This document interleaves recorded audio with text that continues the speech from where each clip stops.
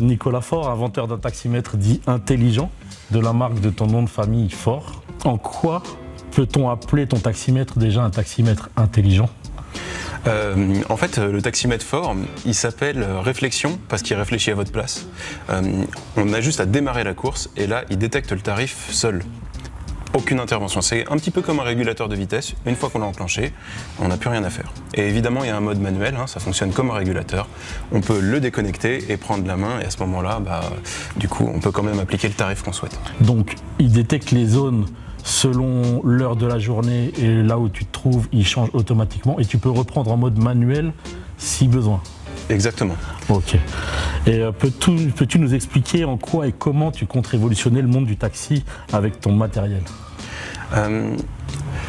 En fait, on a conçu le taximètre comme une application mobile. C'est le plus simple à utiliser du marché. En fait, je prends même un pari avec toi, tu vois, on est en train d'équiper ton véhicule derrière nous là.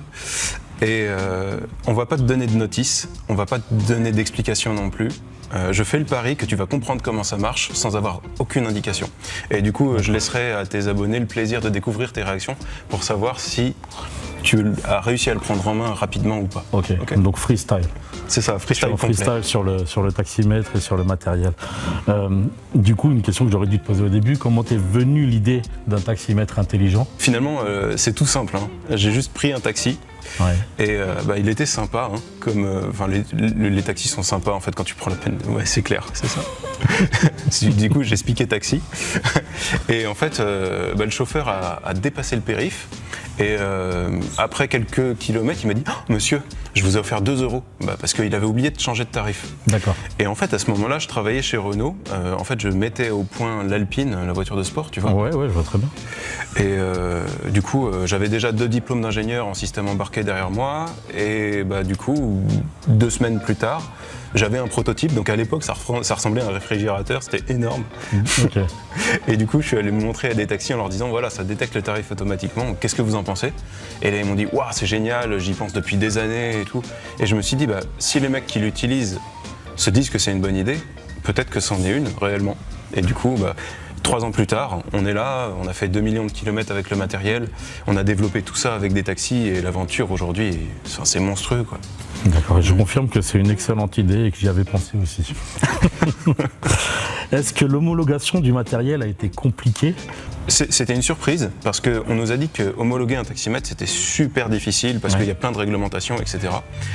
Du coup, on s'est tellement préparé que le jour où on est arrivé devant le LNE, c'est passé du premier coup en 2 semaines et ça a été super facile parce que le système embarqué était complètement prêt. Ouais, 2 semaines.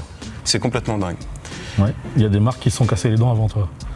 Ouais, c'est vrai. Et du coup, en fait, on apprend toujours plus à regarder ceux qui ont échoué que ceux qui ont réussi. Tout à fait, on tire des leçons. Et du coup, comment était accueillie ton invention au sein de l'administration au moment de l'homologation ? Alors l'administration, on s'est pas vraiment rapproché de l'administration en tant que telle, tu vois. Okay. Mais en tout cas, le LNE, du coup, qui homologue les taximètres, eux, forcément, quand il y a de l'innovation dans un marché, ça leur plaît. Donc finalement, là, il y a un nouveau produit qui ramène un petit peu de concurrence et du coup, ils ont vu ça d'un bon œil parce que finalement, la concurrence, c'est quelque chose qui est au service des clients. Donc forcément, quand on apporte de la concurrence, c'est au service des taxis. Parce qu'on fait quelque chose de mieux et on oblige le marché en place à bouger un petit peu en fonction de ce que nous on fait. Donc finalement, c'est très bien, on bouscule un petit peu l'écosystème. Et donc en parlant de la concurrence, il y a des concurrents dont je tairai le nom qui tentent de propager des rumeurs et de fausses informations sur ton matériel. Est-ce que tu peux nous en parler ? Je suis content que tu connaisses leur nom, peu importe en fait. Je veux dire, là on est dans une démarche d'innovation, nous on regarde droit devant nous. Du coup, finalement, on se préoccupe pas vraiment de ce qui se passe autour parce que finalement on écoute nos clients et c'est eux qui nous disent, c'est les taxis qui nous disent ce qu'on a à faire. J'ai évidemment entendu quelques rumeurs comme quoi on envoyait les données au fisc et tout. Évidemment c'est ridicule parce que les seuls qui ont l'obligation d'envoyer les datas, c'est les radios parce qu'elles doivent. Ouais, c'est les centrales. Parce qu'elles doivent déclarer leur commission. Évidemment, on ne transmet rien, mais c'est bon, ça. Si on réfléchit 2 secondes, on arrive. Ça serait totalement contre-productif. C'est clair. Et ça ne ferait pas de la bonne publicité. C'est clair. Est-ce que tu sais de quel œil te voit la concurrence ou pas du tout ? Est-ce que ça t'intéresse de le savoir déjà ou pas du tout ? Non, c'est vrai que ça m'intéresse pas trop, je reconnais. Alors, je serais flatté qu'ils trouvent notre projet intéressant et que du coup, ils le trouvent pertinent. Pour l'instant, j'ai pas de contact avec eux et peut-être que ça viendra. En tout cas, on verra ce que ça donne. En tout cas, pour le moment, on se préoccupe pas vraiment de ce qui se passe à l'extérieur. On reste focus. Ouais, et tu as bien raison. Et du coup, est-ce que tu as une offre de lancement pour les chauffeurs de taxi qui seraient intéressés par ton matériel? Ouais, bien sûr. En fait, pour le lancement, on offre le lumineux. Donc, c'est même un lumineux Starplast. Ouais, parle-nous du matériel aussi après, tiens, d'ailleurs. Ah ouais, parce que c'est vrai qu'il y a une innovation de taille sur le lumineux. Donc, pour le lancement, on offre le lumineux. Ouais. Et ce lumineux, on a supprimé le lien qui était entre le lumineux qui est sur le toit et le taximètre qui est à l'intérieur. D'accord. Tu vois?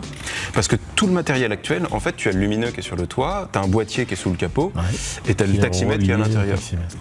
Du coup, le mec qui installe le matériel sur le taxi, il est obligé de descendre le câble du lumineux, l'amener à un boîtier qui est sous le capot, le câbler, sertir le boîtier, passer les câbles sous le tablier, etc. Et du coup, en fait, toute cette opération-là, c'est de la main-d'œuvre que paye le chauffeur. Ouais. Et du coup, ça fait. Donc, tu as fait sauter, toi, cette partie du montage. Exactement. On a supprimé le lien filaire entre le taximètre et le lumineux. D'accord. Donc, ça veut dire des pièces en moins, de la main-d'œuvre en moins. Ouais. Et ça, évidemment, c'est révolutionnaire parce que les montages deviennent beaucoup plus rapides. Et en plus, on a un coût-pièce qui est nettement inférieur.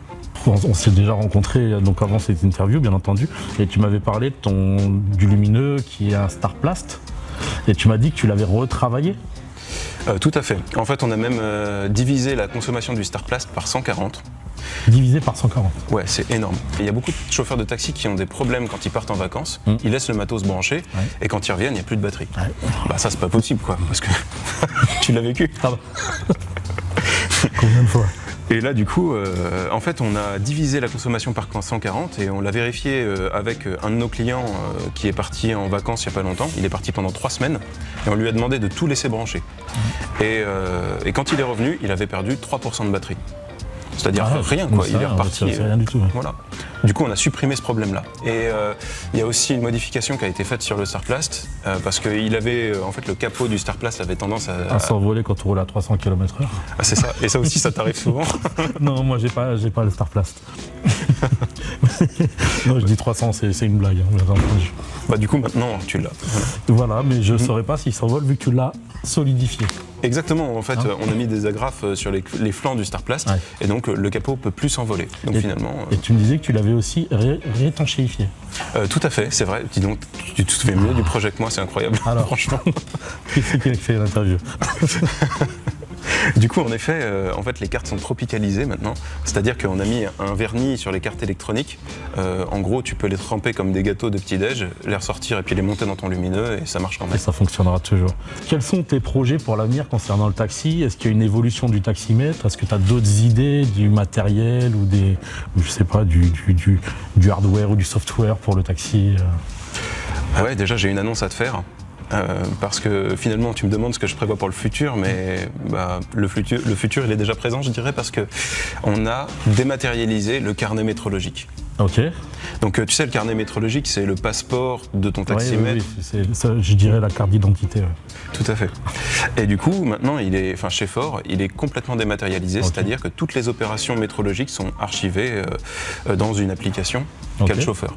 Okay. Et donc, ça veut dire que tu peux plus perdre le carnet, que tu l'as systématiquement avec toi quand les forces de l'ordre te contrôlent, tu vois, tu peux plus le perdre en fait, parce que forcément si tu perds ton carnet, tu t'exposes à des prunes, etc. Enfin, ça fait un truc de plus pénible à avoir dans la boîte à gants, et donc là, ça n'encombre plus le véhicule. Voilà. Je suis d'accord avec toi. Et c'est homologué ça? Oui, tout à fait. C'est homologué. Ouais, d'accord, j'imagine si tu l'as fait, tu as réfléchi en avance et tu as dû travailler dessus. Mais c'est important que les gens le sachent, que c'est homologué. Et en cas de vol du lumineux, comment ça se passe? En fait, comme on utilise une technologie de connexion sans fil, les puces électroniques s'identifient l'une l'autre. C'est-à-dire que le numéro de série du lumineux qui a été pairé avec le taximètre est enregistré dans notre base de données. D'accord. Et si ce lumineux ressort quelque part parce que quelqu'un l'a récupéré, il veut le connecter à son taximètre, on sait retrouver sa trace. D'accord. Donc en fait on n'offre pas la garantie qu'on va le retrouver, c'est juste que premièrement le gars qui a volé le lumineux, il peut pas l'utiliser parce que c'est pas compatible avec un matériel. Ouais. Et deuxièmement, si il le connecte à son propre matériel, s'il a un taximètre fort ou un truc comme ça, on sait le retrouver. Nicolas, merci beaucoup pour tes réponses. En tout cas, ça me fait plaisir d'être avec toi et de faire ces petites interviews. La voiture, elle est en montage, donc je vous parlerai du matériel les jours qui viennent. Bonne journée à tous et n'oubliez pas, il y a les t-shirts.